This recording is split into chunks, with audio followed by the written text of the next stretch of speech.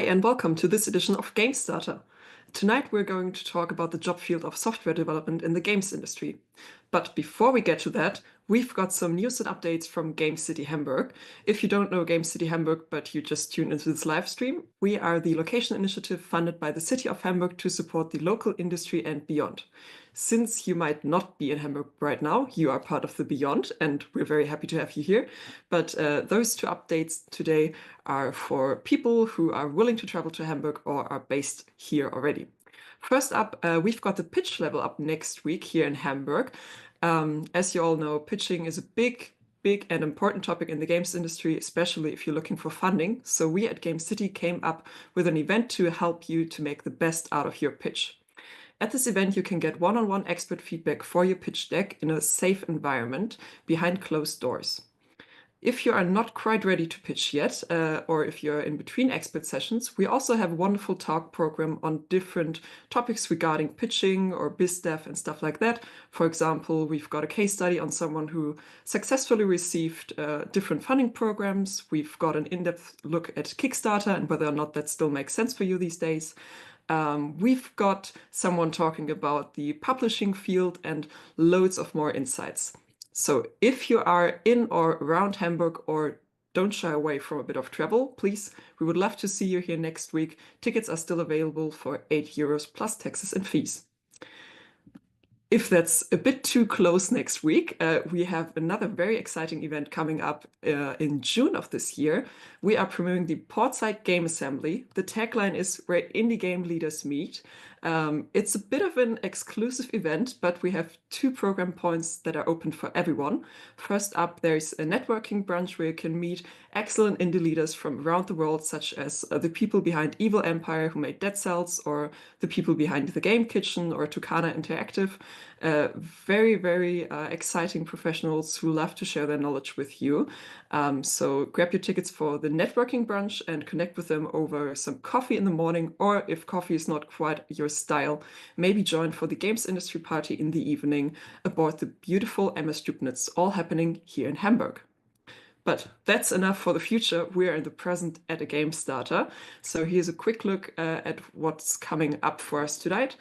First up, we are, of course, in the welcome and introduction part of the panel, but you've already made your way through the majority of that. Next up, we are going to introduce you to our wonderful panelists, and then we have set aside a lot of time for a great discussion. My colleague Zenta, my co-host, and me have prepared quite a lot of questions, but we would love to include yours. So please feel free to ask our experts questions via the chat at any time. We will try to interweave them into the panel right as they're coming up. But if we don't find the right spot, we will save them for the Q&A round. So please put your questions in the chat and they will come up. The end time for this event is 7:30, so you've got until then to ask your questions. And who will share their insight with us? We've got 3 wonderful experts. First up, we've got Arndt, who's a software developer at InnoGames here in Hamburg. Then we've got Anas Pomlova, who's a software developer at Mobius Code. And last but not least, Teppich Spicker, who's an associate technical director at Studio Fispin. Welcome to the 3 of you. It's great to have you with us. Teppich, would you maybe kick us off and tell us a bit about you? Who are you, what do you do, and what are you working on right now? Yes, thank you, Hannah. Hi, I'm Teppich Spicker, currently hailing from Sweden, but usually in our Berlin office at Studio Fispin. We also have an office in Ludwigsburg. Yeah, we're part of the indie scene in Germany for quite a while now, over a decade. We have 2 games collectives that we're part of, and right now we're working on our next title, which is called Rainbreaker, an anarchist power fantasy and a medieval punk roguelike. Amazing! Thanks for being here and sharing your knowledge with us.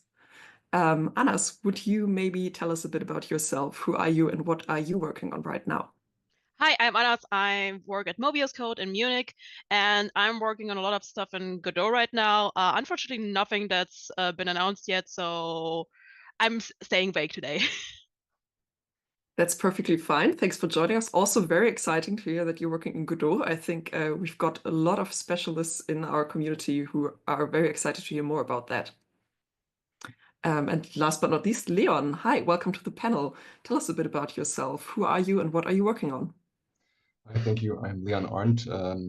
I am working at InnoGames as a C# and YouTube developer for around 3 years. I work on UI and gameplay programming on the mobile games, and on the side, I work as a teacher at a vocational school called Hatika Academy here in Hamburg, and I work on my own projects. Yeah. Great, thanks for joining us. And with this short introduction out of the way, there's one more person who's joining us, of course, my lovely co-host Zenta, who will now take over and dive into the job of software developers with you. Yes, I think this was a really lovely introduction. Thank you very much, Helen. So when we're thinking about software development, I'm not familiar with this specialization in particular. What exactly does the field of software development describe, and how can it be differed from like game development? Maybe let's start with Anas. I feel like it's more like first, like software development does not exist only in a games field, but also just like software, everyday software, what we're using here. This is all software, and kind of like my personal work is like I'm not only doing games, I'm also doing kind of like software for customers, for people who want to have software from our company.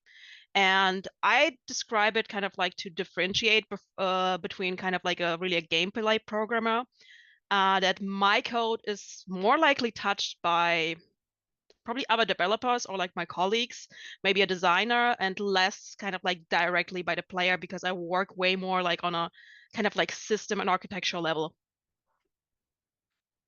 Okay, very nice. And Teppich, your job description is a little bit different. Could you explain to us what kind of software development you're doing and how you're attached to this profession? Yeah, sure. So to reiterate, I'm the associate technical director, which means I plan a lot of how we code. So Anas just said that they're doing a lot of like architecture work, and that is also like stuff that I do a lot, where there is like, okay, how do we set up certain tools? How do modules like work together? And but also a lot of my work is not just like coding, not just like being on the computer myself, so to speak, but like enabling my other teammates to do just that. Okay, so you could say it is more on the organizing side of software development. Yeah, definitely. And then also like a lot of workflows and like, okay, what's the socio-technical systems? So both sides of that coin are kind of where I'm at home. Okay, great. Speaking of workflow, what is a typical workflow in your position? Does it differ from other companies, or differs it just by team size already? Maybe Leon, InnoGames is a pretty big company. How is it? Yeah, so to give some context, InnoGames has more than 300 employees. So for Germany, this is a big games company. Yeah, that's true. The workflow differs a lot by team and by person and by department, but I can talk a bit about the programming, how it works for me and my team. So for us, I'm now working on a new feature on an unannounced project, and we're discussing a concept. Then there'll be some meetings to discuss the concept and maybe some feasibility checks, so to see if we can do this and how complex we think it is. Then we will think about who will work on this. So my team is around 30 people. So we have different departments. So I'm a developer, then often we also have a game designer and a UI person working together. And then after that, we start actually working on the task itself, and eventually it becomes more and more technical until it's actually integrated into the game as a product using tools such as Git and then pull requests to bring it back together with the rest of the project. Yeah. Okay, so you would say, like, I heard a UI designer, so are they the typical guys you're normally working with the most, or is it different from project to project? Yeah, it's different from project to project. So I have some friends in other departments at InnoGames who basically just look at databases all day. So that's of course more technical and less visual as a task. Equally important for us, so because all the players they are at some point in a database, and we need to make sure this data is correct. But I enjoy this visual work, which means I work together with the UI designers a lot. But not all tasks. I also have some technical tasks where I then need to maybe optimize something. So let's say we have a part of the game that's slow, and then the game runs slow, and then it's my job to make the game run faster for the player. So you would say looking at databases and working with them is part of software development in games industry too? It can be. For me, actually, nowadays a bit less. So I'm very focused on the product, and the database is quite abstracted from me most of the time. But it's very helpful to have these skills because sometimes it does come up, of course. Okay, thank you. Anas, what can you tell us about your typical workflow? I think it depends a little bit, like how do I say it?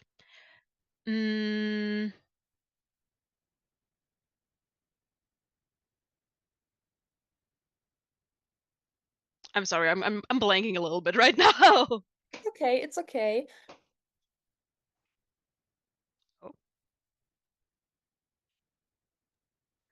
Maybe Teppich can take over that question for now. What's your workflow like? So obviously, like it kind of depends on what state of the project we're in and like what is the task at hand.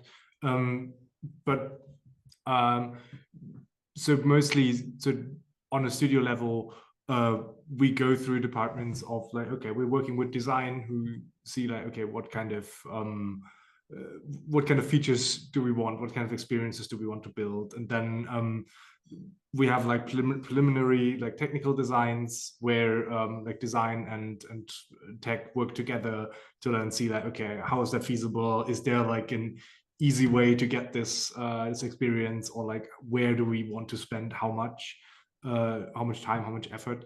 And then we kind of build like the requirements together. It's more of a back and forth. We don't do like we seldomly do like, okay, this is the feature, now build it, and then we go back. It's more of a collaborative process whenever we like have the time or whenever it fits, kind of. We've got better results from that. Okay, great to see how this works in the bigger picture. Anas, would you like to join in one more time? Yeah, I needed to untangle my brain for a bit. Yeah, so I work in like a smaller team, like definitely smaller than InnoGames. We're like 6 people at the office, and usually like on programming stuff, I work with max 3 people.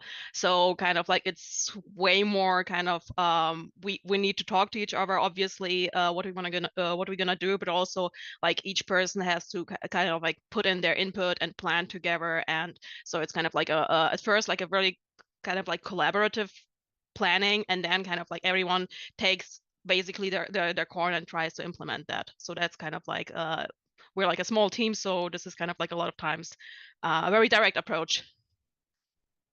Okay, and what kind of tools you use for software development the most, Anas? I have like usually writers, so IDEs. That's basically I stare at code the whole day. Like I think like I used to say like back when I was working in Unity, a good day for me is like if I don't have to open Unity at all and just work in C#. So kind of, yeah, basically this. Okay, okay. Well, it's good if you know your favorites, right? So, Teppich, how is it at your place? Can you confirm what Anna said, or do you use different tools in your team? No, it's pretty much the same. Although I guess Anas has managed to not open Unity for a while now. But yeah, no, we're also using Rider, and then we're building in Unity, and I guess like the next most used tool is definitely Slack for the bigger communication, and then like the whole like Jira suite for our task management, and yeah, that's about it. Anything to add, Leon? Yeah, so Unity and Rider for us, then also some other tools like IntelliJ for things like Java code, and then for Git, so to share our work, we like to use a tool called Git Fork. So this is what a lot of the team uses. It's a very nice visual way to figure out what you're actually changing in the project. I personally also use VS Code a lot for text search. So we have a very, very big project in terms of data, maybe like 3 or 5 gigabytes I need to search through pretty often. And then VS Code is very good at replacing things in this bunch of data and finding things. And then what Teppich said, the Jira suite, so Jira and Bitbucket for us, and then a bit of Miro to plan things and do things like retrospective meetings, and then also Slack, of course, to talk to your colleagues. Well, that's actually a really nice feedback already, because I'm surprised myself, because software development is so closely attached to so much organization. Of course, game development, game making is always a team effort, but it's really nice to see how software development fits into this puzzle. So yes, Anas? I have one more very important tool for me. It's kind of Notion, because this is kind of like where we're planning all this stuff. So like some kind of like organizational tool needs to be there. Yes, yes, that sounds good. Well, Leon, what would you say, what a typical workday looks like? Do you even have something like a typical workday, or does it shift from day to day?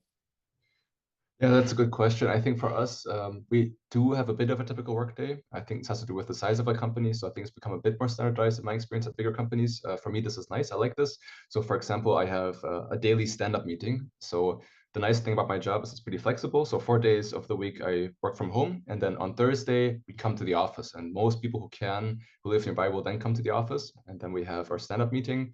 And then in addition to this meeting, we will sometimes have some sudden unexpected meetings, maybe to discuss new features. And we will have some meetings within the development team to discuss development features. And we like to have a bi-weekly playtesting meeting just to test out that our project works. So there's a bit of structure, but actually I would say we don't have that many meetings compared to other tech companies I know. So I think only like 5 to 10% of my week is meetings, and they're not that long. So I'm very happy with this. Yeah, so it's very flexible actually. Well, everyone is talking about efficient meeting culture, so I think that's a good way. So more time for development. Teppich, how is it with your team? Do you have something of a rhythm like that too? Yeah, we are also like starting with a daily stand-up. And then I guess for me, it's a bit more meetings, because I'm like especially like one of the persons that are coordinating a lot. So so some of these are, yeah, those come up more for me. But then otherwise, yeah, we pick out our tasks, we do them, and then we shoot each other a message if there's like something we have to confer about. Okay, I would like to pick that up, because of course you have the overview of your team, and I would like to ask, how is your team structured in terms of software development, but in general maybe too? Yeah, so in general, we're kind of structured into departments. So mainly that's art, that's design, that's programming, and then we have like, so these are like the big departments, and we also have like a community manager. We also have office managers. They're kind of in their own department, but they don't have like a lead director structure. And then we're kind of doing, so we have our C-level, we have like CEO, CFO, then we have our director level, which I'm part of. Then we have a lead level, which are more like the hands-on people, like less the overarching, just more focused on the department work. And then yeah, then we have the regulars. And so we are actually in my company quite a small tech department, with compromising of 4 people at the moment. We don't currently have an intern. That's usually our 5th person. And so this kind of makes it so we have very short ways of talking about stuff, but it has proven that we're quite, in that sense, quite efficient of doing what we want to do, and like distributing like the needed knowledge between people. So is it more like in your team of software developers, like everyone is picking his part, who wants to do a special part, or is it more like you have one who is very good at databases and the other is particularly good at working with UI designers? Is something like that? How is it organized in terms of software developers directly in your team? Yeah.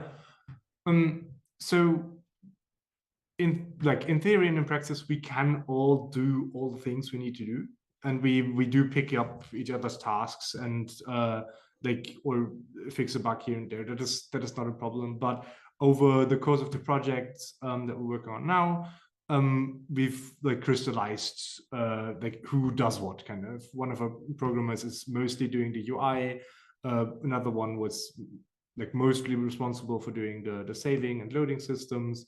And so early in the project, one programmer, she did the behavior trees that we're using. So we do have our special areas, but it is possible to work across. And it also doesn't mean that this is kind of for the next project, this is the exact specializations we're going to do. It's just kind of the nature of the thing that if you're in an area already, it kind of makes sense to stay there and work on it more, unless it gets dangerous that nobody else could pick it up. Yeah, okay. Always staying flexible and trying to specialize when you found your heart project, I could say. Yeah, Really kind of. You kind of need both, right? I mean, it wouldn't be just having one person knowing the thing is not good, but everybody needing to have everything in their mind at the same time is also just too much. So yeah. Anas, how is it? Is it different in your team? Like you said, you're working in a smaller team. Yeah, we on our game stuff, we're currently 2 people actively working on the code right now, and kind of the fun thing is we both have our areas where we are kind of shine, and I'm usually more on a deeper code level, but we actually have a project right now where we flipped our roles, where I do UI implementation and kind of a lot of tool stuff where we just to learn something new and to also be knowledgeable about that area. So kind of it's important to kind of know where you're good at and find something that you really like, but also it's good to be, it's really not only good, it's necessary to be flexible, especially in a small team. Yeah, great to hear you're also versatile. What was your, maybe going over to Leon, because I skipped you in this question. The next question would be, what was your most unusual or surprising task you may have encountered in your job?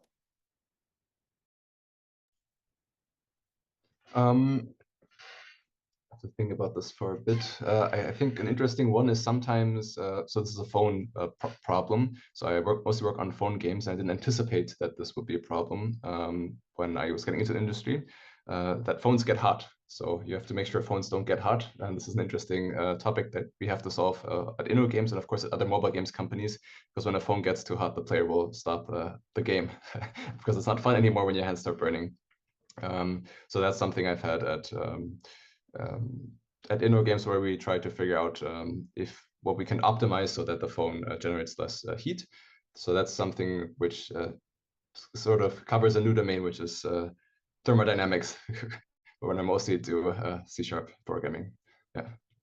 It's kind of exciting because in the industry you can hear more and more saying you have to be more efficient in your coding. You have to kind of save energy somehow, and it's kind of reminiscence with what you say, especially on the mobile market.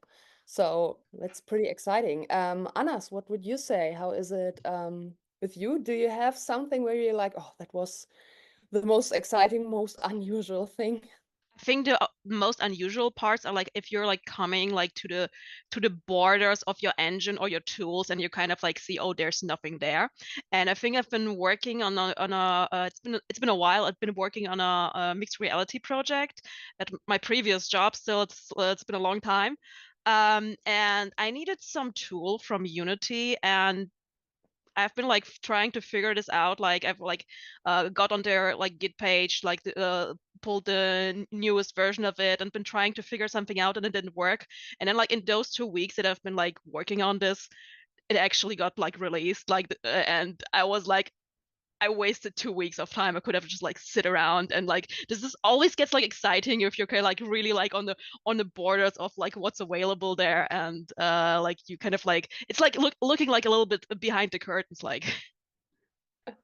Well, yeah, that's great to hear. Like when you're so close to the actual standard of what is needed to be done. Yeah. Now I blanked a little bit. I'm very sorry for that. What would you say, maybe starting now with Teppich again, what would you say are the key elements of software development? What do you have to keep yourself in mind and ask yourself regularly? Yeah. So it's kind of building what we need in a way, and building it in a way that lets us go forward. And so yeah, whenever you're working on a task, it's kind of like how much do I look into the future here, or or even don't. So is it yeah, anticipating where you need to be modular, where you need to be able to change things in the future, but like not over engineering that to an extent where you've basically rewritten a compiler or something that just lets you do anything, but it's actually like a usable tool. So it's always like having the user in mind, and like often for us, the user is like, oh, game designers, like we're building a tool for them, or it's, and then like how does it translate to an experience, and like staying on task there, and without like thinking a little bit ahead but not too much. So how often does it happen that you are using a tool that's already there, like the Unity engine, or like Anna's already said, that you have to build something upon this, like a plugin or something, so it is more suited to your team specific needs? So I feel like we're building something all the time, something new. And I mean, I mean, we are using Unity for that very reason, I guess. Like other engines, if we'd be using Unreal, for example, that'd be like, oh, there is a lot more tools already there, but they're more general and like not cut exactly to our need. And so our, like for us, Unity is kind of the gold middle of saying like, okay, we can build systems, we can build tools, but we've got enough backing that like we don't like need to reinvent the wheel. Interesting. I think I now understand the importance for Unity a little bit better. I think. Leon, how is it with you and working in the application and mobile market? What are your key elements of development? Are they different? What do you ask yourself regularly? Yeah, I think the question I ask myself the most often is, do I keep building like we've been building so far, or do I change it? So this is a very important question. So a lot of the time I work directly on the product, work on things like new features or a new screen, adding some buttons, and often there is problems with this. So maybe in the architecture, there's an issue where we realize that a script is getting very complicated, more complicated than it should be for a small button. And then we have to figure out if we have the time to make it tidy now, and even if it's worth it to make it tidy now, like, because at the end of the day, for the player, it doesn't matter. As long as the button works, it works. So the cleaning up, keeping our little code base nice and tidy is mostly for the team happiness and for the team to be able to work in this little space we have. I like to think of this as our garden, and we always have to decide whether we like pick the weeds or whether we plant new plants. That's sort of, I think, the most important, almost daily decision that I, and of course everyone else in the team, has to make. That's a very beautiful metaphor. I like that. So, as we heard, you're all already pretty experienced and have a lot to tell about your current state of working. Now, we would like to change the perspective a little bit, as it is called Game Starter. I think we have some viewers at least, who want to start maybe their career in software development. So I'm now leaving this section to my dear colleague Helen, and I will speak to you later. Yeah, thanks so much for these first insights. Also, Leon, I really liked you saying, oh, you clean up the database and stuff for your colleagues' happiness, because I think we can all agree, oh, we work just way better, or we're happier in a clean environment. So very relatable. But yeah, let's go back to your roots. Let's talk about how did you get started into the games industry? What did your way into this industry look like? And if you have received a special kind of education in the games industry, or a formal education at a university or something like that, does that even matter to what you're doing right now?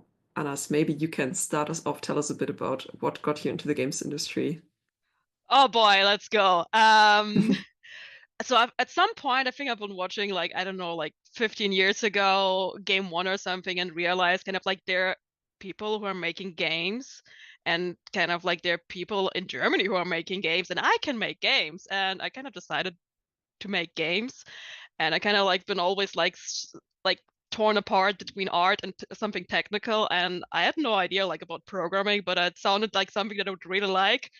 And I moved across Germany to study it, and it turned out that I like it really much. So it kind of was a big leap of fate for me. And yeah, kind of it was for me kind of like from the get-go that I wanted to work in games. And I've studied in Munich games engineering, computer science games engineering. It's basically a computer science bachelor, but kind of like your elective is more computer science, but like for games specifically. And this is kind of like my formal part, like my formal education. And it seems like that's very relevant still to what you're doing now, right? Yeah, exactly, because like it got me like a lot of just like software development basics. And I think like I'm someone who's like I have a lot of opinions about my my studies and how well they were from my games career. And I've actually started my master but didn't finish it. But in the end, I feel especially for software development, it's really, really important to kind of like know the basics and to kind of like understand the core principles, because you just need that.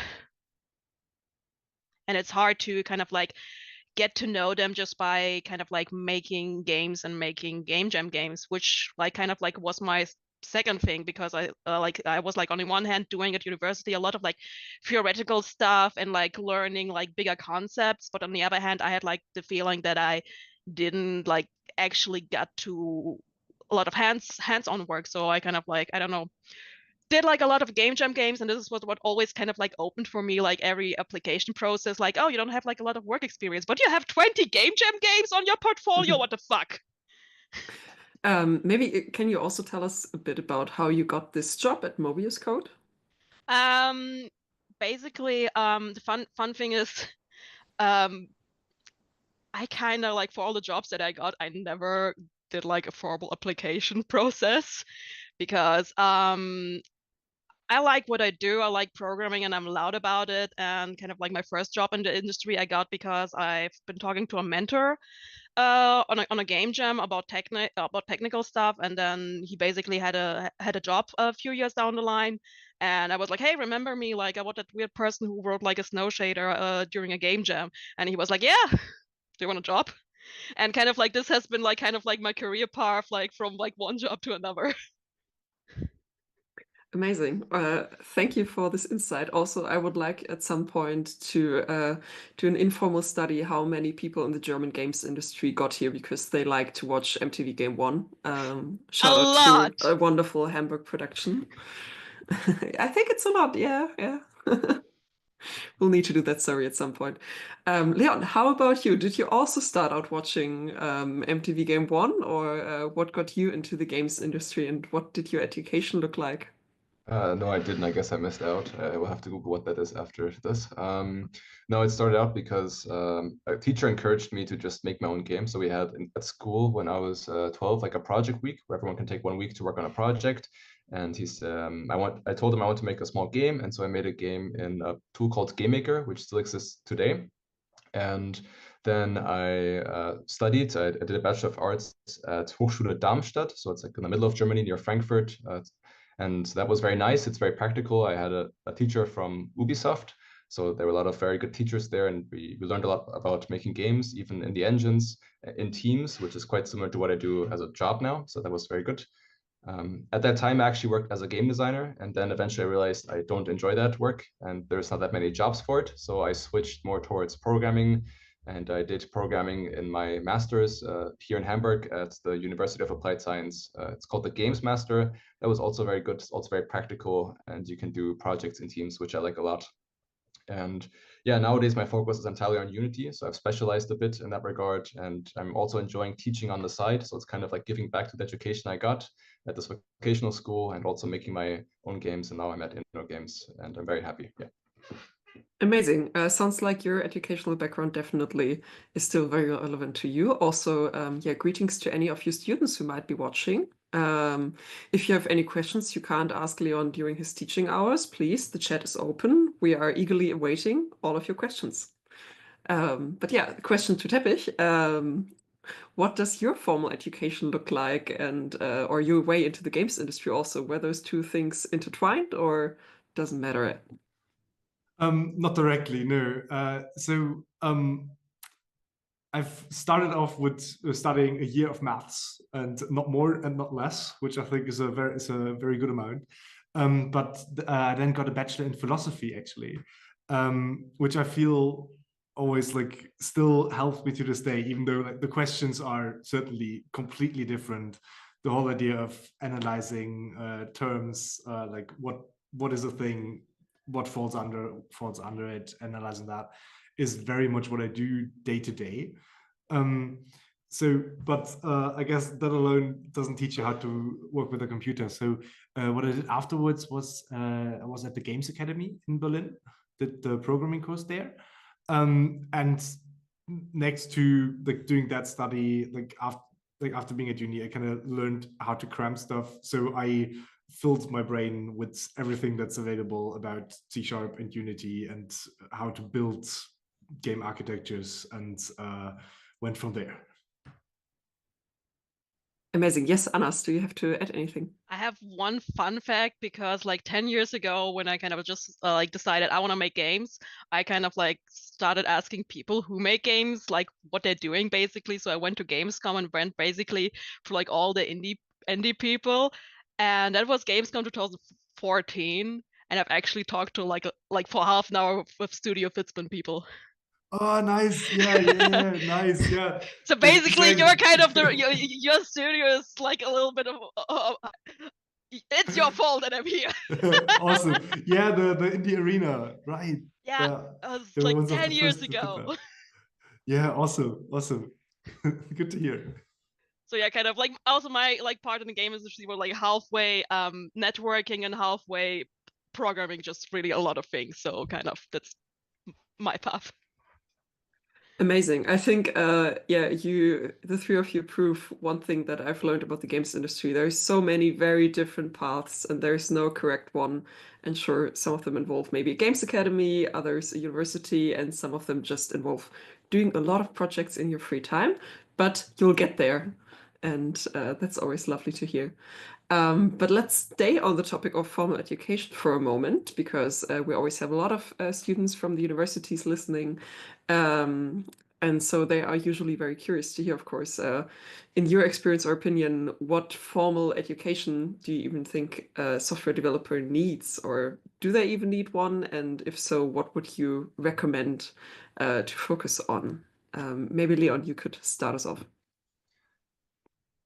It depends on the size of the company, I think, and how formal they are. So if you want to go work for NXP, for example, in Hamburg, they don't make games, they make like semiconductor stuff. Then they will expect you to have studied something like electrical engineering, of course, or at least information technology. But if you are looking to get into games and maybe get into a smaller company or less formal company, then I think it's very easy to get in having done something completely different than very academic, very formal studies of, let's say, how we call informatic in Germany, so information technology or computer science. So it really depends on the company. At InnoGames, I can say that it's fine whatever you did in the past, but it's very good to have practical knowledge. So that's, I think, the thing we value the most is that you have knowledge on how to make these games, how to work with the different technologies. That's the most important thing. And whether that comes from university, whether that comes from private projects or other work experiences, it doesn't matter. Cool, thank you. Anas, what do you say? I would also say like practical knowledge is like really, really valuable. And it's like hard for like a student to acquire because like, hey, you can only get a job if you've already worked. Like, how do you even get started? And doing like somehow proving that you're like actually knowledgeable about making games is like really important, and is maybe in form of a, like making a portfolio, but also just like being able to kind of like if you're like sitting in an interview basically and someone asks you a technical question, you should be like, you should know about this, and how do you acquire that knowledge is like a little bit up to you. I feel like personally, like if I would redo like my education all over again, I would probably go like something more towards a Hochschule, something that's more like a bit more practical, because I felt like in a lot of like because like I kind of really like knew in which field I wanted to go. Like I have like done just like a lot of classes that I feel like don't bring me that much. They were just like there for my bachelor's. But kind of like I compensated this like by just like doing the things on the side that I know would be important for me. So kind of like maybe it depends in the end. It depends is always a solid answer, I'd say. Thank you. Yeah, Teppich, what's your opinion on this formal education business? Do you think you need one nowadays? I don't think I differ too much from the other people. No, like definitely, it depends. I think it also depends very much on your style. Like, for example, like I like maths stuff. I think like this, but other coders I've worked with or work with now, like their minds don't work like this in that specific way, which is like why it's good to work together. So we have two like ways to look at the problem. So I feel like if like one of the most important things is like, can people work with you? Is it fun to be in a room in a discussion? Is like, do you find solutions to the problems? And then yes, of course, like having some fundamentals are important. And I feel like there's like if you're just like building one game after the other without thinking like, okay, how would we set this up? Why does this not work? Then you're kind of missing out on a lot of knowledge. But if you're like, oh, I'm building this one specific thing, and you're like, I need to get multiplayer going here. Why is the internet connection not working? And you look into it and like applying yourself, then and like learning a lot of things about like this specific thing on the way, then you can extrapolate or from that see a lot of different things of how does the system work. And so whether you do this by like coming from the theory first or from the practical side first doesn't really matter. What matters is that you like have a foot in both ponds at the end. Thank you, Teppich. You just built me the perfect segue to my next question. Thank you so much. You mentioned, oh, it's important that people like being in a room with you. And all of you have said, oh, yeah, you need practical knowledge, which of course brings us to our favorite question. What hard but also soft skills do you think a career starter needs to become successful in software development in the games industry? Maybe Anas, you can kick us off here. Communication. Like game development is a team sport. You have like to talk to other people. That's, I feel like, the most important thing. Like you can write the best code, the most performant code. If no one can work with it, if no one understands it, it's useless.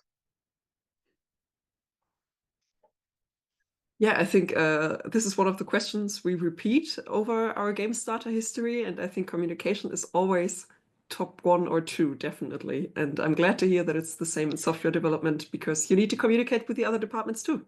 Especially this, because like also like a lot of software, like where developers are like very like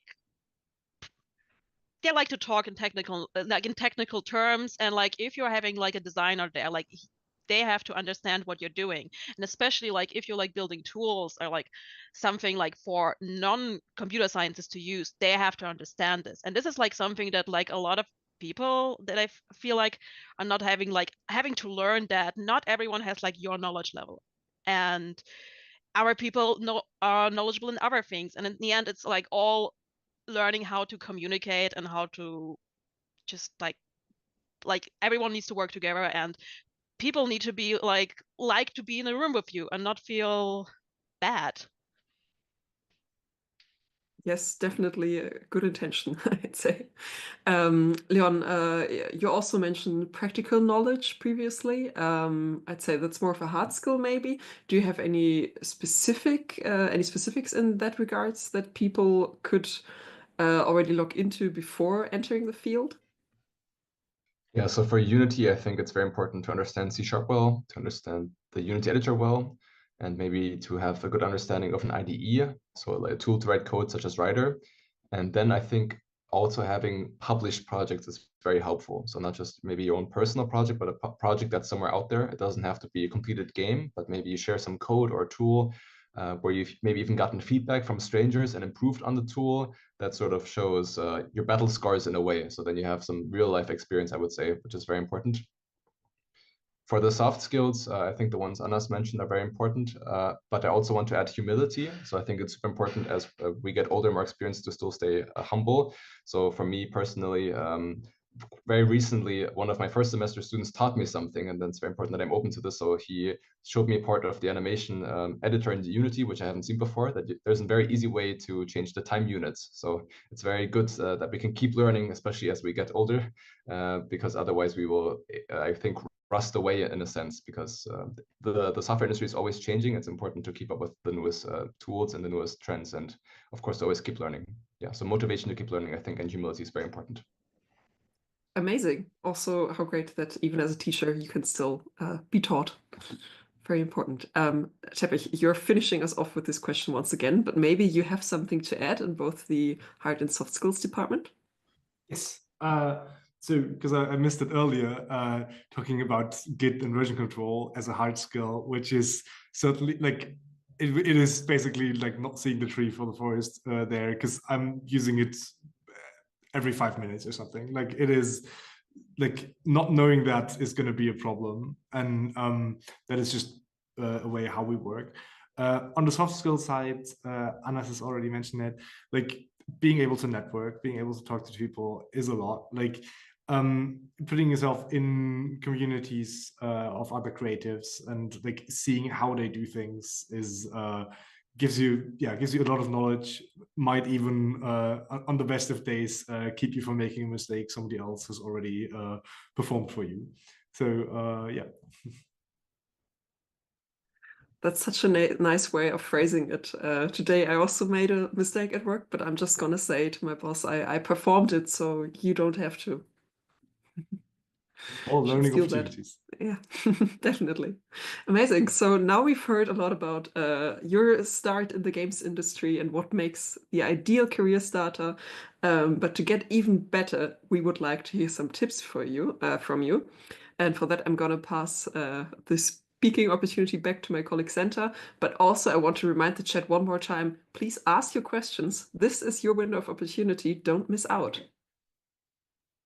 Yes, thank you, Helen. And I can only underline this. Please ask your questions. That's why we are doing this in the end.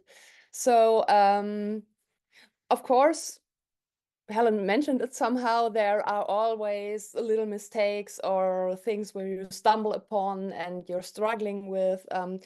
Do you think, based on your experience, well, Leon, maybe, how is it in software development? Are there common misconceptions about software development you encountered? Yeah, I think I have two. So the first is that I think many people think you need to have a finished Bachelor of Science in computer science at a very good university in order to make games or generally software development at in any field. but in practice, often it's more about the skills you bring and whether you have some experience in making software.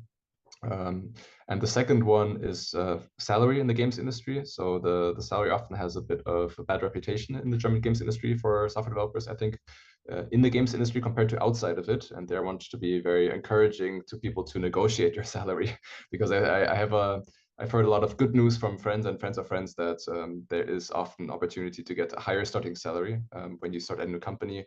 Also at InnoGames, for example, our salaries are public, so you can look up what our salary bands are, and it's very important that that you get what you want from the company, and then if you get this from the start, it's even better. So I want to be encouraging and encourage people to get a better salary if that's what they're looking for, even though the reputation is not always good. Yeah. I 100% support this progressive way of handling it and this transparency. So how is it for you, Anas? Did you experience common misconceptions in software development? Maybe something you encountered yourself? How is it? I wanted to say like something first. It's that it's very important, the whole salary topic, and there's like a lot of tools to kind of like also get started that are out there to help you get all kinds of informations about the games industry. You need to look them up. There's a lot of online. And for me, I don't know, misconceptions about software development. I'm not sure. I can't think of like anything big right now. Like I feel like I have one that's maybe really fun that people, especially outside of the software development, expect me to do like a lot of math. And since I'm like less on the like game physics side and more kind of like in the systems, I work like more with like data and stuff. But like I don't know, like I use actually really little math, and like a lot of my like non computer developer friends like say like I could never like do what you do because I can do math. I don't need to.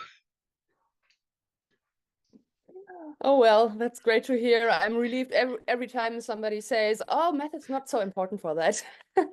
But of course, you should There have are, understanding of numbers. and there are like I think having like basic logic is like really important, and just like, you know, like basic arithmetics. But honestly, like everything like I've did like in university math, I'm never gonna do this like in my job. Great, great. So, and okay, again, finishing with you, Teppich, maybe we can get a little shifting this around, but how is it for you in your company, or like in your career way in general? Did you experience some misconceptions about software development, or maybe software development in games industry especially?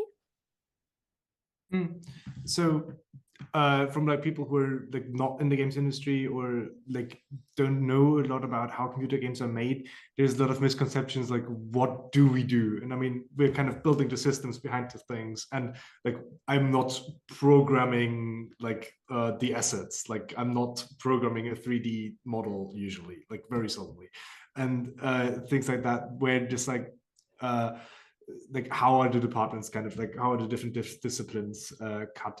But from a more like hands-on perspective, I guess like the amount of time I'm writing code is like, even when I'm in full-on developer jobs, is like way less than one would maybe estimate, because like there is so much like, okay, what kind of code do we want?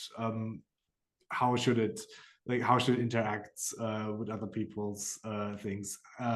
Then like, okay, I've written my script, now I need to go to Unity, need to like click around a bit to like build my prefabs. So like, and then also like I guess the more efficient your code gets, the less you have to change and have to boilerplate. So yeah, the amount of time spending code is definitely overestimated. Interesting, interesting. Okay. Is it perfectly leading to my next question? Maybe staying with you, Teppich. Is there anything you wished you had known before entering the industry, or when you were a career starter?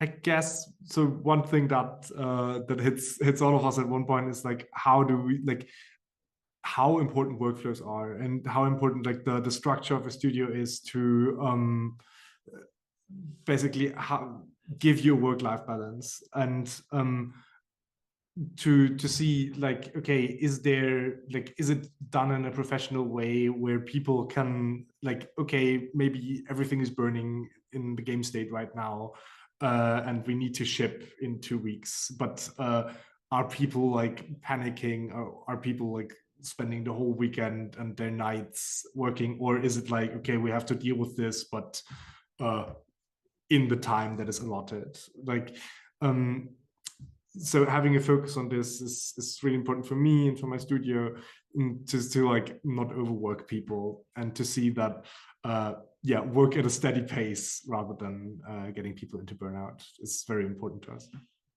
Life is a marathon, not a sprint. So yeah, Anna, do you have anything to add?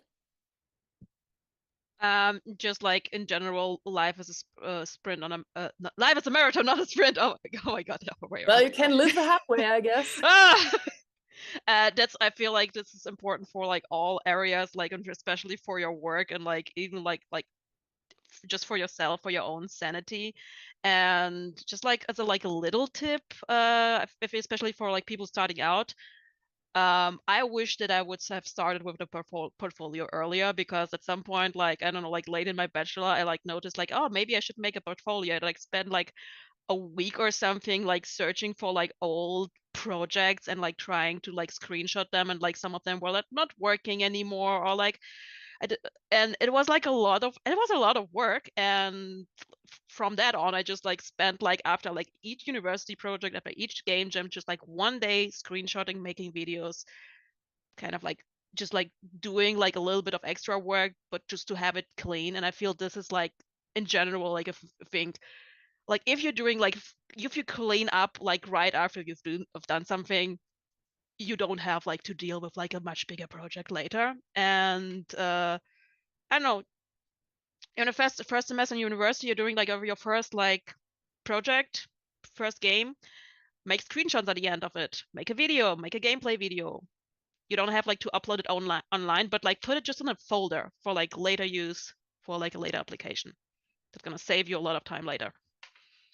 I think very wise words, especially for everyone who works not only in a creative field, but also in a product-focused field. Like, yeah, you did all these things, and especially in software development, where there are updates on the engines and stuff, and it's always, you have always be on the actual point where it actually is right now. So I think, yeah, that are really, really good advices. Yeah, Leon, would you like to add anything? Yeah, I think one thing I should have started thinking about sooner is specialization. So at the beginning during my studies, I wanted to be good at everything. I wanted to be good at 2D art, at 3D art, at game designing, at product management, and at programming. And in practice, I was not really that good at any of these things. And that, of course, makes me not that attractive for jobs. And then during my studies, I started focusing more on programming, and this has proven very, very helpful. And then I even specifically started focusing on Unity, and that made it a lot easier to find work, a lot easier to progress in these skills. So I would suggest generally to people to be what is called a T-shaped person or T-shaped employee. Valve also talked about this like a bunch of years ago, I think 10 years ago, where the idea is that you have a very shallow knowledge in a lot of different areas. So that's sort of the top part of the T, and then you have a very deep knowledge in one area in the middle, and that's the long vertical part of the T. And for me, that would be Unity. So I think it's been very helpful for me to be very good at Unity and to be just okay at things like JavaScript and Java. That's good enough, and it's been good to have this profile. Yeah. A really nice visualization of this. I like that. Maybe moving over to you, Teppich, again. How would one apply to work in software design?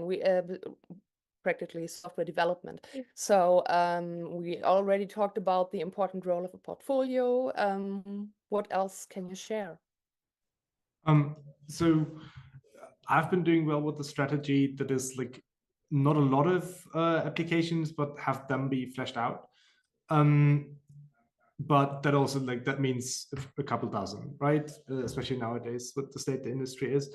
So what I expect kind of from an application that I can take very seriously, that shows me a lot about the applicant, is a cover letter, is a CV, and that is and then seeing, okay, yes, they have portfolios, they've worked on stuff, but them showing me their intention, where they're at right now, how they see themselves, and then that they can do what they set out to do. So yes, they can, they show me they can program, and they show me they can learn and solve new problems, apply themselves, and then but also seeing they're interested in the specific way we're doing things, and the specific things we're building. That's important, because you want to hire somebody for that has long-term motivation in the way you're doing things, rather than having somebody for half a year or a year, where is just about when they when they break even on how much effort you need to train them into your system. Doesn't mean they're not trained, but it just means every new company you go into, you kind of I guess the first few months at the very least, you're not working at full capacity, because you got to assimilate to the process kind of. I think that you can write down for a lot of jobs, I guess. I felt really seen when you said that. So Leon, how is it at InnoGames? How do your job interviews look like? Yeah, it varies a lot. So I think I don't interview people, I should mention this. So I won't go too deep into details, but a lot of the time there's different meetings, of course, to get to know the person, both technically and personally. And then at some point there will even be, I think this is quite interesting, sort of a team meshing day, where the person is introduced to the team to see how well they mesh together with the rest of the team. And yeah, also sometimes there's tests to test sort of the practical skills. And it's very important, I think, to have a public profile. So for us as developers, this means having a GitHub, and maybe nowadays a LinkedIn, to confirm that you're a real person and not just a ChatGPT user. And this is something that I would recommend if you don't have it yet. So LinkedIn, to keep that public profile, GitHub, and to keep a very nice, clean-looking CV. So one page, tabular, so that it's all nicely aligned, it looks professional. And that's a good start, I think. And then, yeah, you might have to go for mass applying. So nowadays, it's not always easy to find a job. So you need to apply to a lot of companies. At InnoGames, I've heard from friends, though, it's pretty good at giving you feedback, though, if you don't get accepted for the interview. Yeah. Okay, Anas, you mentioned before that you always got your jobs in kind of more an unconventional way, but in terms, would you like to add something about how job interviews look like? Yeah, so as someone who never got a job through kind of like a conventional interview way, I don't really know how many tips I can give to you. I've usually got good reviews, basically, on usually if you apply for a job in a software development field, you kind of have to send in a cover letter, and it's that's a nice thing to have, and to kind of somehow get your foot in the door. For me, it was more my portfolio, and kind of trying to highlight the project that are kind of that are relevant for the role, kind of putting those things forward where I worked on the tools or the systems that the company wants to see. So kind of customize your application. And then usually there's some sort of technical stuff, some technical homework. You have to implement something and kind of show your knowledge there, or some just some talk with a person asking you questions, asking you specific questions about C#, Unity, and so on. And that's kind of what I've been up to. Yeah. Unfortunately, half of my job interviews got canceled halfway because the job was not available anymore, but well, that's the games industry. Currently, at least. I think that's a lot. Well, very helpful advices as well.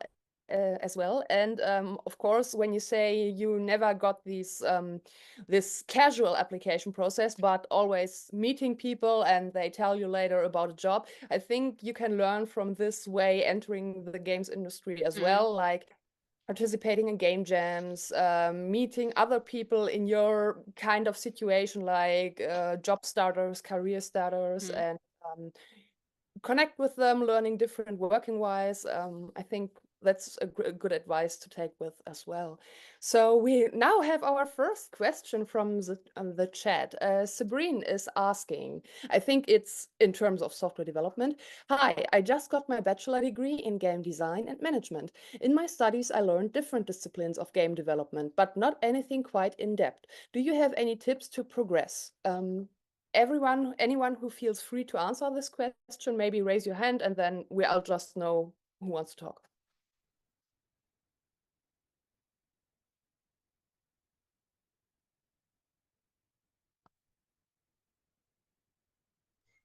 I don't know how to raise my hand, but I would like to answer. Couldn't find the Yeah, button. I just meant physically, actually. So. Okay. I'm used to using a different tool. We normally use Slack. So I didn't quite understand what she's going into exactly, if it's software development, but let's just say she's going to software development and something like Unity, and she wasn't prepared enough with practical skills. So I think the good thing already is that it sounds like she finished the studies. So for the rest of her life in her CV, it will say finished game design and management, which is very nice because it makes it look like a professional already, and that will stay there. And that won't get outdated. It will just be more in the past. And now I think the important thing is to catch up on the stuff where you feel like you're lacking. So for me personally, I also had a similar situation. And what I did is I just trained online. So there's a lot of free courses online for Unity, for example, where you can then look for a platform called Unity Learn. It's also in the Unity Hub. And then you can go through tutorials and you can see all the different things there is about the editor and how to make a game. But beyond that, if you're practicing C#, for example, more generally programming, then you can look at platforms like LeetCode. So LeetCode is an online platform to practice coding problems. And that is sometimes used in interviews if they're technical, and it's free. And then you can practice those coding problems there to prepare for interviews. So I think just take the time to compensate, look for free online resources, don't spend too much money. There's a lot of free stuff online available, and also try to work on practical projects. So things like game jams with friends, that can also be a good way to learn new skills. Great advice. Thank you. Anything to add from Teppich or Anas? Yeah, that's something.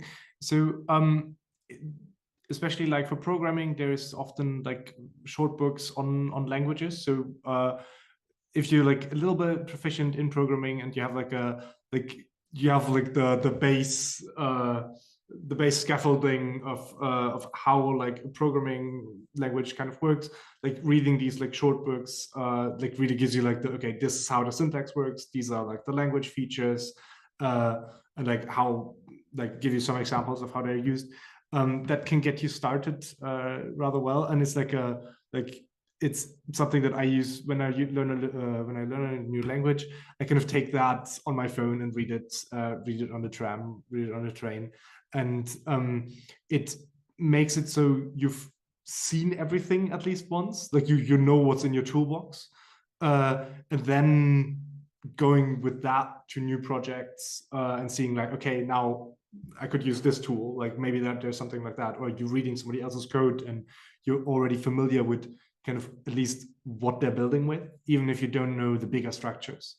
And yeah, but that is certainly like something that might be like step 2 rather than a step 1 to getting there. Yeah.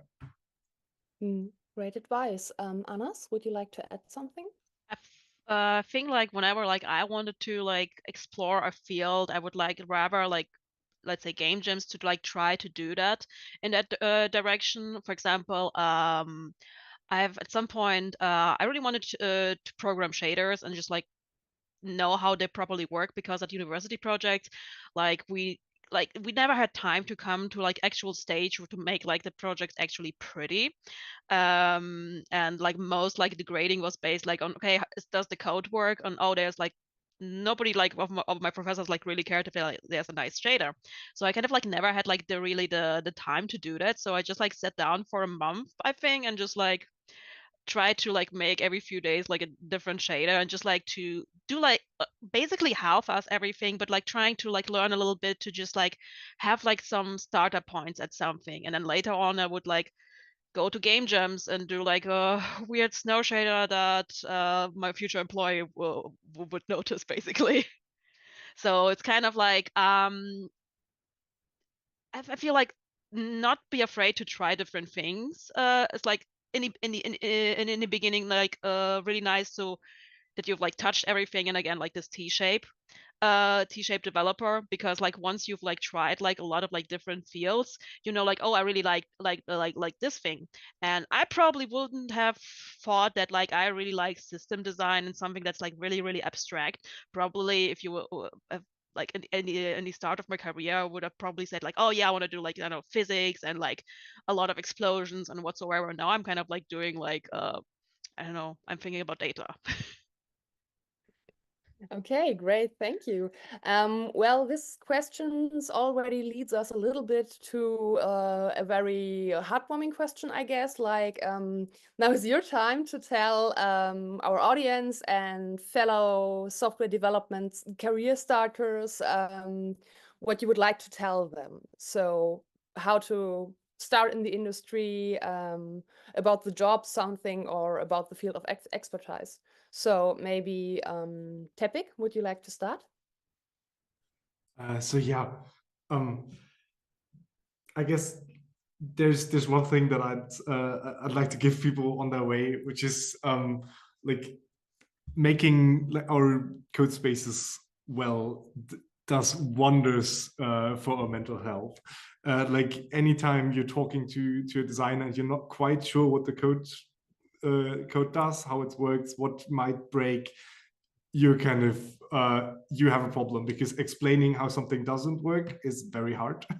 But like having it set up in a way that is understandable for you, for whoever gets to read it, of your other coders, or and then yeah, explaining it to the people you work with, makes every conversation that follows easier.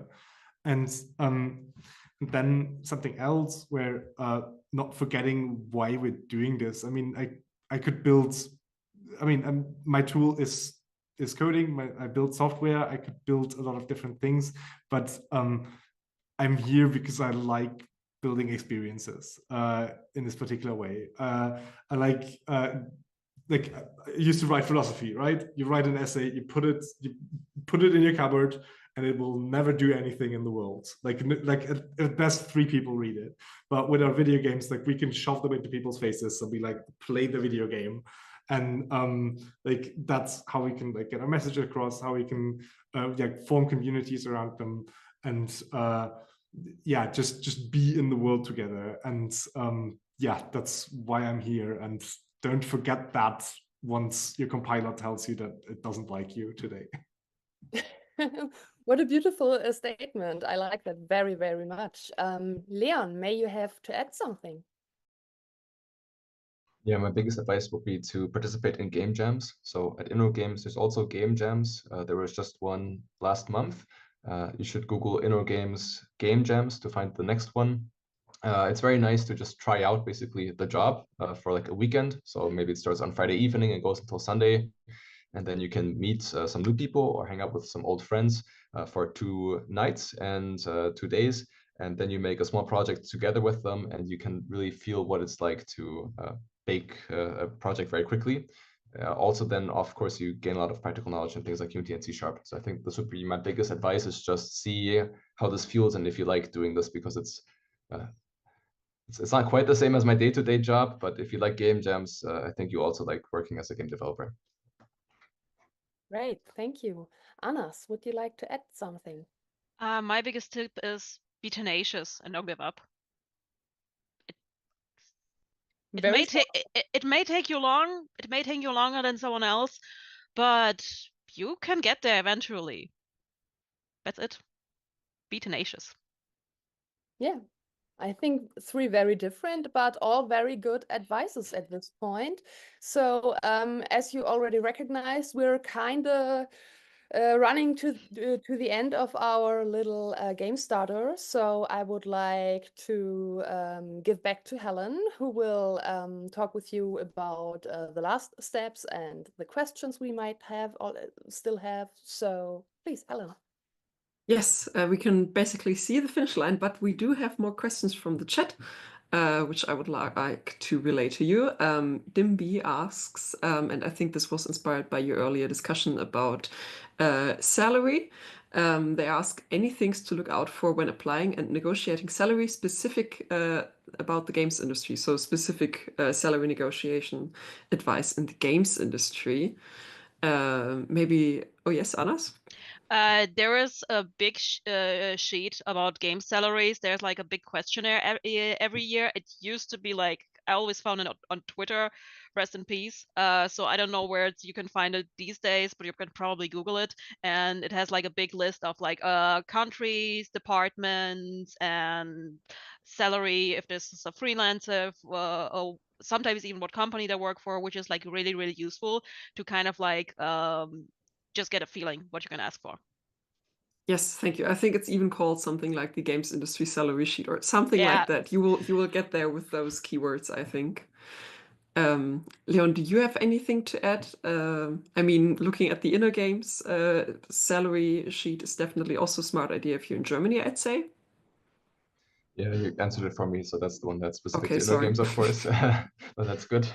I think beyond that, it's also helpful to also just talk to friends, and if you're close to them, you can also ask them what their salary negotiation was like.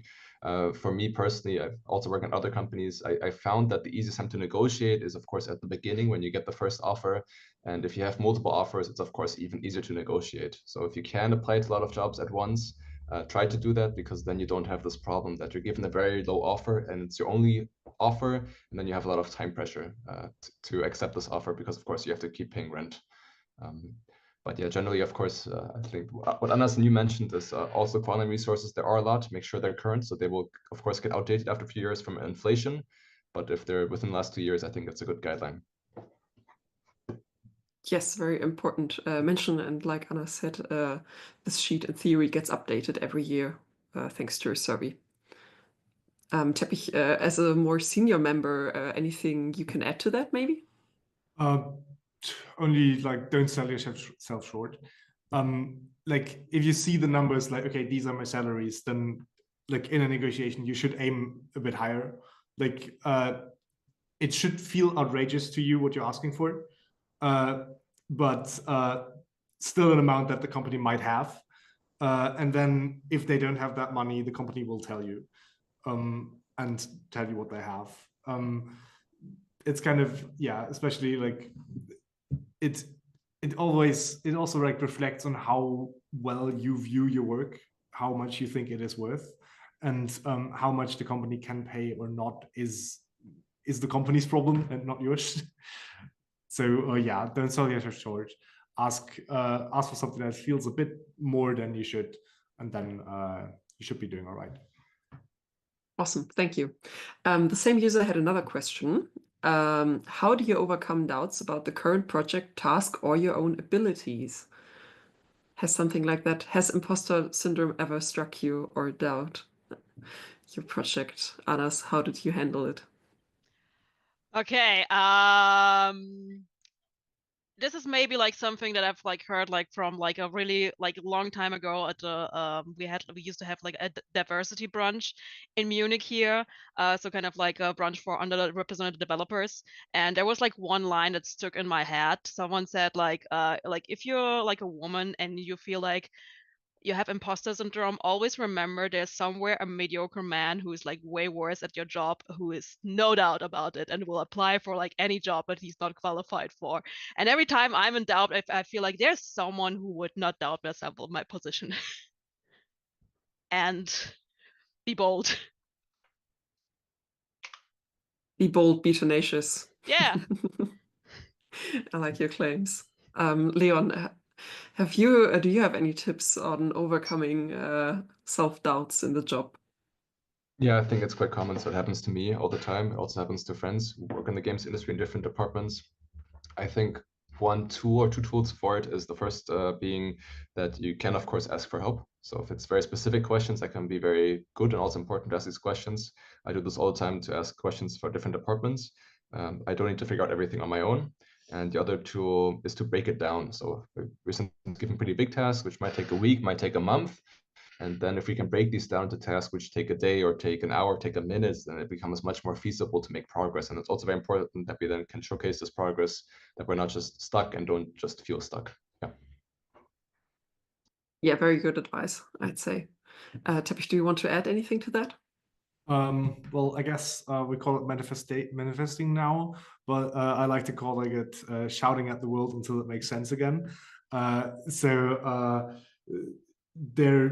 Yes, everybody, like I've seen people have imposter syndrome that are so freaking awesome at exactly what they're doing and doing exactly these things. So, having stage fright, and I feel like I can recognize that that is just part of how our brains work and what they do, and just doing it anyway. And then also maybe going back to what Leon said earlier about a bit of humility, definitely. Like it doesn't need to work every time, and it doesn't need to work every day. It doesn't, like, you're not suddenly not a developer because today you have to have a nap at 4 o'clock.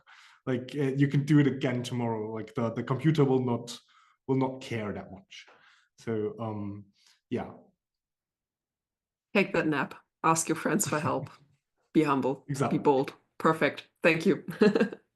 That brings us to our very last question. Leon, you mentioned before the panel started that there are actually some interesting positions for career starters who are watching this panel. Could you tell us a bit about entry-level jobs at InnoGames?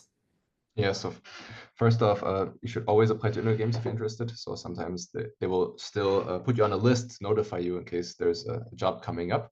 But specifically for right now, for career entry positions, there's two. So there's one, which is what's called the Ausbildung in Germany. It's apprenticeship for Fachinformatikerin. So it has a German title because it's in Germany. In English, this would be like a computer scientist. And it's for working directly on applications. This goes for 3 years.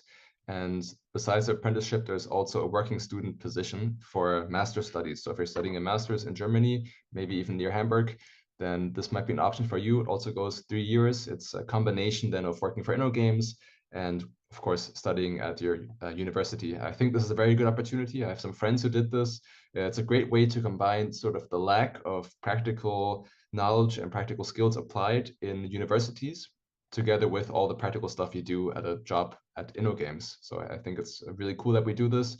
We've done this for a long time, and I think it's generally a good start into the industry to do something like this. I also started like this, not at InnoGames, but at a different company in Hamburg called Sirality, where I started as a working student, and I learned so much more in the first few months than I did in the year before at my studies with practical skills. So it's really great to just gather work experience in opportunities like this. Yeah, amazing. I actually also started out as a working student at Gamecity, and that was my entryway into the games industry. And for all of you watching, the person who is currently in the chat with you and now hopefully posting about this opportunity at InnoGames is also a working student at Gamecity. So definitely don't sleep on this entry opportunity of being a working student. I don't know, Teppich, you mentioned you're currently working on Rainbreaker. Do you want to shout out that project really quick, maybe? Oh yeah, totally. So it's an action roguelike, roguelite, if you know what that means. It is an anarchist power fantasy. So you play Clef, which is a child soldier turned rogue, going back to like smash the oppressive systems of the feudal society that she's been built in. The art style is amazing. It's a mix of like medieval manuscript stuff and like cyberpunk lights, all in a 2.5D style. I can't wait to show it to people. Amazing. I'm sure it's on Steam and you can wishlist it. It is very much on Steam and you can wishlist it. Yes, please do that. Do all the fun things you can do with games until they're released. Anas, is there anything you would like to plug, maybe? Go follow Mobius Code on places. We don't have anything. I don't have anything to promote right now, but we are working on kind of like releasing some of our internal tools for Godot out to the public, and we're doing like fun game educational videos on all the short form video platforms. So we're active like on stuff, and once we have something to reveal, we will reveal. Amazing, especially because, like I said, I know that there's at least one person watching who's a big Godot fan, so that person will hopefully check out your stuff on there. All right, then that's it. Thank you so much for participating in this panel, and thank all of you for watching and for your questions and participation in chat. We really appreciate it, even if you don't ask questions, that you're there and sending lovely thoughts in the chat and comments. So yeah, I hope you all have a wonderful night, and please tune into the next edition of Game Starter and take what you learned with you. So goodbye, see you soon. Bye. Bye. Thanks for having us.